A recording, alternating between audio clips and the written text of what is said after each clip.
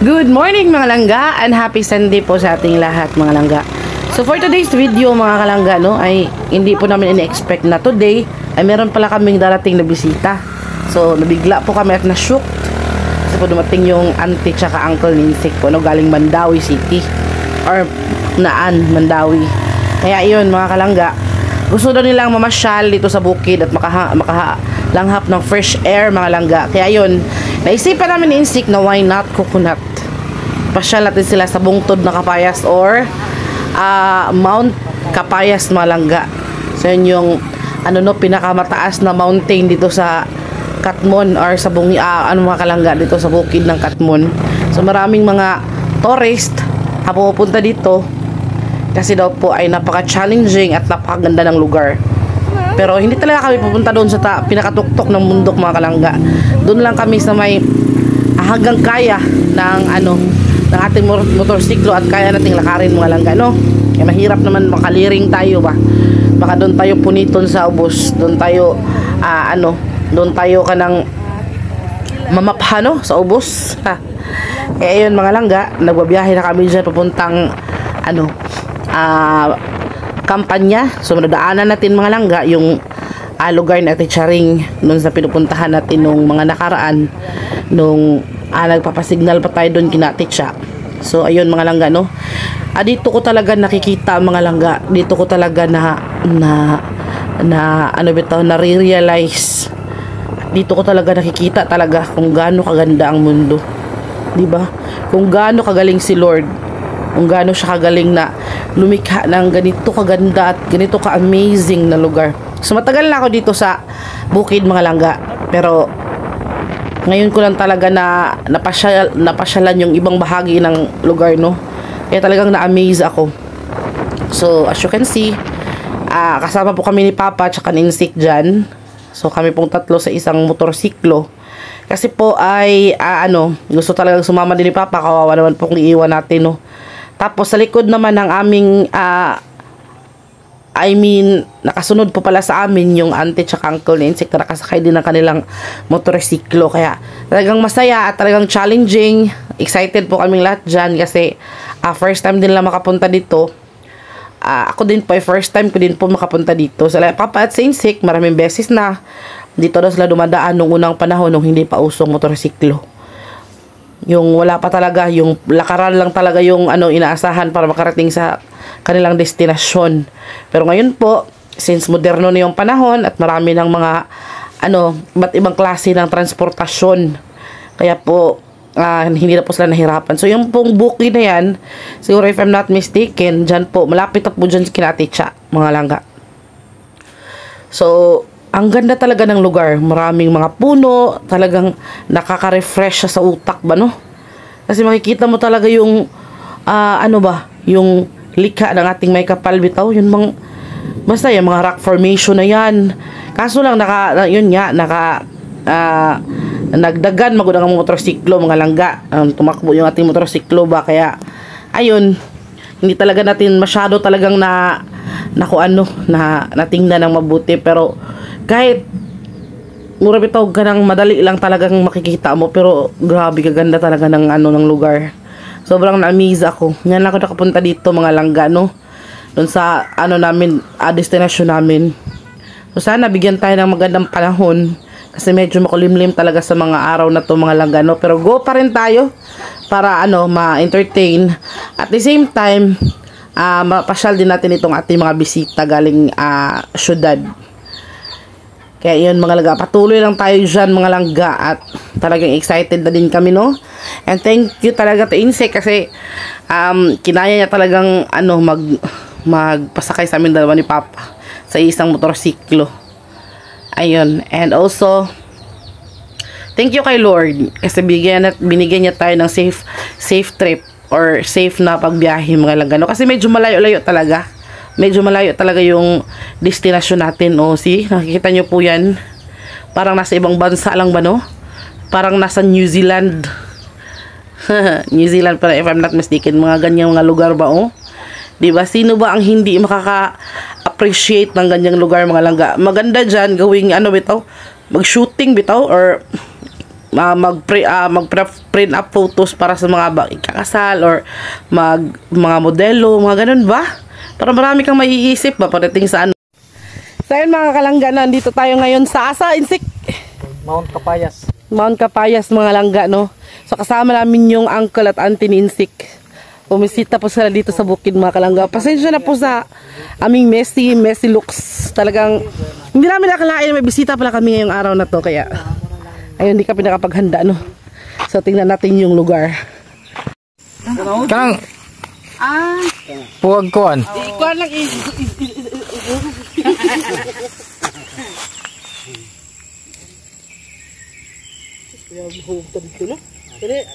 nalisog kita mo naog no, pero sila ano na nignaog na tawag. Gano'n na nila yan.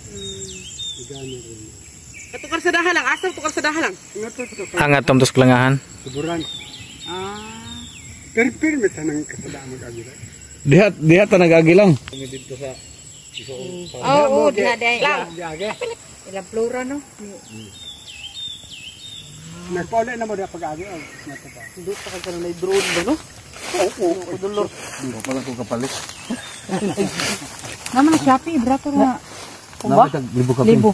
Palit ganito ko ano? Ikuan na sa cellphone no? Katong pag kuan lighting sa Mandawi pag December 1 nga puro Shopee ang kuan drone. Mubalot pa ka ito? Balot ka. Ito na magbuhat na to.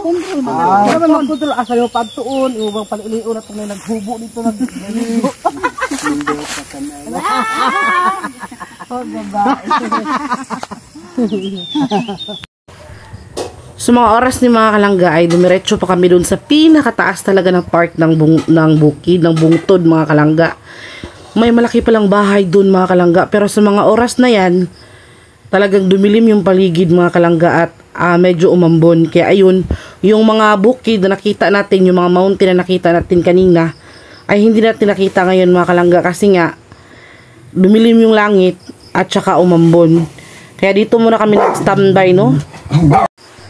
Nag-standby muna kami mga kalangga dyan sa harap ng malaking bahay. At unexpected, kilala pala nila ni Insik, yung ano, yung may-ari ng bahay mga kalangga. Hindi lang kilala kundi malayong kamag-anak nila mga langga. Kaya ayan no, nagtingin-tingin muna tayo sa bahay kasi na-amaze kami mga kalangga. Ang taas niya, ang laki-laki at siguro ang ganda siguro kapag nasa ibabaw ka no, or nasa tuktok ka ng ng pinakataas talaga ng bahay mga langga. Hindi namin nakalain na meron parang ganito kagandang bahay dito sa itaas ng bundok mga langga. Hindi din sinabi sa amin ni Insik. Kasi yung akala talaga namin yung mga nandito is mga bundok-bundok lang, mga kakahuyan, mga ganun. Pero parang naano na siya no, kanang inabutan na siya ng sibilisasyon ba? Or inabutan na siya ng pag-upgrade bitaw or sa pagganda ng lugar. Kaya yun, may mga bahay pala dito no. Magkapit-bahay sila mga langga. Ayan no, tinignan ko talaga yung bukid ba kung makita na ba natin ulit. Pero sad to say, talagang ang dampog talaga. Grabe talaga yung hamog bitaw. Binalutan yung buong paligid ng hamog. Puro puti lang yung nakikita natin dyan mga langga. Kaya habang umaambo na tumuulan-ulan pa mga langga, dito muna tayo nag-standby sa gilid no. Nagtingin-tingin muna kami dyan sa bahay. Nag-ano-ano muna kami dyan kung magkano kaya yung nagastos dyan sa bahay na yan. And of course, mga langga, nung medyo tumila na yung ulan mga kalangga at medyo nawala-wala na yung ambo no. Ayan, may naglalaba pa dyan mga kalangga habang umuulan. So habang medyo nawala-wala na yung ambon mga kalangga, pumunta kami dun sa sa mga bahay dyan ba. At hindi namin nakalain mga kalangga na pala, second cousin pala ni Papa yung nakatira dito mga langga no. Ayan. So andun sila, pumunta sila Papa doon, sila Insik, nakipaghuntahan sila doon mga kalangga. Sakto din na nagiinuman pala yung mga tao doon. Kaya yun, dito muna kami sa gilid no, kay umulan-ulan man yung taon mga langga oy. Umulan-ulan talaga. Bumalik na naman yung ulan kaya ayun, dito muna tayo. And maya-maya mga langga, nakikita ko na yung bukid. Masaya na naman ako. Masaya na naman ang bata kasi nakikita na naman yung bukid mga langga. Kung alam nyo lang mga langga kung gaano ka taas itong aming pinuntahan. Kaya napakabait din ng may-ari ng bahay, no? Yung mga bahay kanina na tinitingnan lang natin mga langga. So, nag-offer siya na gusto ba daw naming kanang pumasok sa bahay tapos manood ng tingnan yung palibot bitaw, yung mga bukid talaga kasi overlooking talaga siya mga langga. Kaya yun, no? Nagpasalamat kami sa kanya at pinapasok niya kami dito sa kanyang magandang bahay. So, hindi pa to siya tapos mga langga. Nagko-construct pa itong bahay na to. Wala nga lang trabahante ngayon kasi nga Sunday. Kaya yun, saktong-sakto yung pagpunta natin dito. Hindi tayo nakakaabala, no? Sa mga trabahante kasi walang nagtatrabaho. Kaya pupunta tayo dun sa mataas na bahagi mga langga, no? So, kahit dyan pa lang mga kalangga, yung nakikita mo yung mga tao na yan, ang liliit na yan kasi nasa taas pa kami mga kalangga. Pero hindi pa talaga kami umabot dun sa pinakamataas talaga. Kaya, ayun mga langga, no? Na-amaze kami sa lugar. Kasi ang ganda ng bahay. May underground pa siya. Tapos parang 6 floor kaya ito mga langga, no? Kaya yun, akyat na naman tayo dun sa pinakataas talaga. Para maganda yung ambience, maganda yung view, makikita talaga natin yung kagandahan ng lugar. So nandito tayo sa 5th floor mga langga. 5th floor pa yan. So ayan na, no, si Ate Janet. Shout out to Ate Janet Marigule, asawa siya ni Kuya Rolin, yung uncle ni Insik, tsaka si Langga. So nakikita mo yung lugar mga langga. Ito so amazing talaga. So may 6th floor pa yan mga kalangga, nasa pinakababaw talaga, no. So yan, no, nakikita niyo yung lugar. Ang liliit ng tao kanina na naglalakad ba.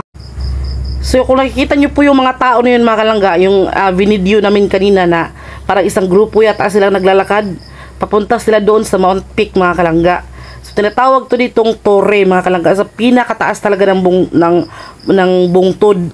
Yung nasa peak talaga siya. Kaya tinatawag siyang Mount Peak. And also tinatawag siyang Torre mga kalangga. So yan, nakikita niyo po yung lugar na yan mga langga. So yan po yung Katmon. Yan po yung mga ibang bahagi ng Katmon mga langga na yung iba hindi pa bito nila napuntahan, hindi pa nila alam. So kami nga mga langga ay nanibago kami, hindi namin alam na meron palang ganito kagandang lugar dito, no? Si Father, oh. And super smiling kasi nakasama siya mga langga.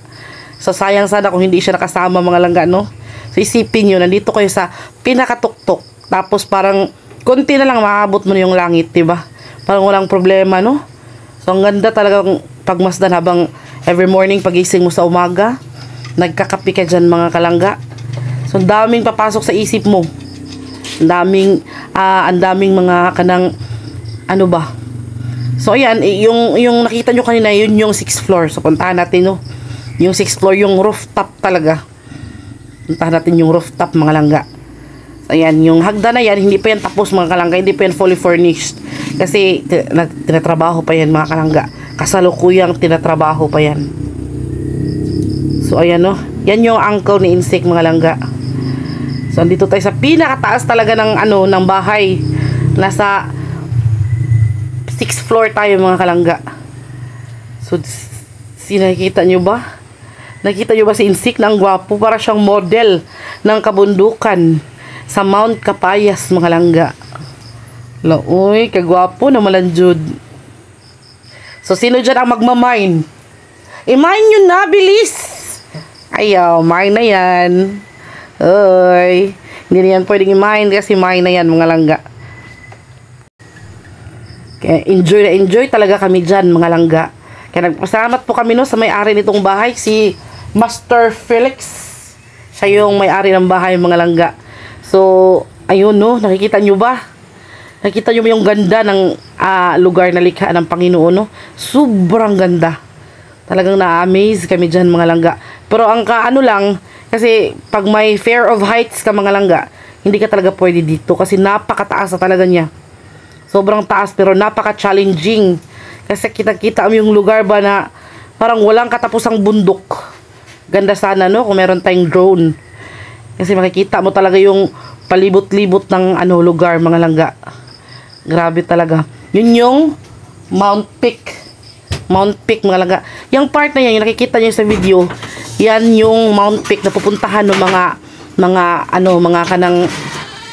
climbers or mga mountain climbers ba yun o mga turista.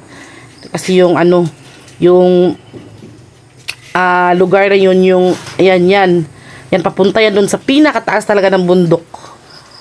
Napaka-challenging.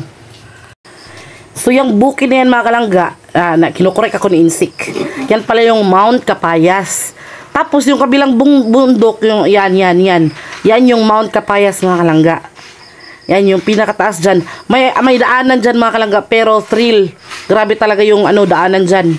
Tapos sa kabila naman, yung tinuro ko kanina, yun yung Mount Peak. Yun yung tinatawag na Torre mga langga. Pinakataas talaga na torre dito sa Katmon. Yung kapag sinasabi mong torre mga langga, yun yung mga tourist spot talaga yun. Pinupuntahan ng mga mountain climbers, yung mga pinupuntahan ng mga mga kanang mahilig sa thrill, bitaw, mahilig sa adventure. So yun yung yun yung kanang pupuntahan mo dito sa sa Katmon, dito sa Mount Peak. 'Di ba? Yan, yung lugar na yan mga kalangga. Yung sinasabi kong parang nasa New Zealand, parang nasa Switzerland ka mga langga, dahil green. Yan na, tinuturo mo. Yan yung napakagandang lugar mga langga. Masarap dyan mag-picnic or mag-camping. Kadalasan dyan mga langga, dyan nagka-camping yung mga turista. So diba, kadaming bundok. Kagandang tingnan. Napakaganda ng mundo mga langga. So ayan no. Salamat talaga ako kay Insik dyan mga langga, kasi sa araw na yan pinasyal niya talaga kami no. Nakikita namin yung lugar na yan. Ayan. And also nagpapasalamat kami dyan sa may-ari ng bahay at sa kanyang mabait at mabuting may bahay talaga, na hindi talaga niya pinagdamot yung kanyang bahay no. Pinapunta niya kami, pinaakyat niya kami at pinatingnan niya sa amin yung napakagandang lugar mga langga. Salamat tayo kay Lord, kasi binigyan niya tayo ng napakagandang tanawin mga langga no. So isipin niyo, kapag inakyat niyo yung bundok na yan, inakyat niyo yung Mount Capayas na yan, di ba? So kahirap naman, kaya hanggang dito na lang tayo mga langga. Diyan na lang tayo manood no, ng mga bukid-bukid, ng mga bundok-bundok. Ito yung kagandahan malaga kapag dito ka sa bukid nakatira. Kasi fresh air, ang gandang tanawin, magagandang mga hayop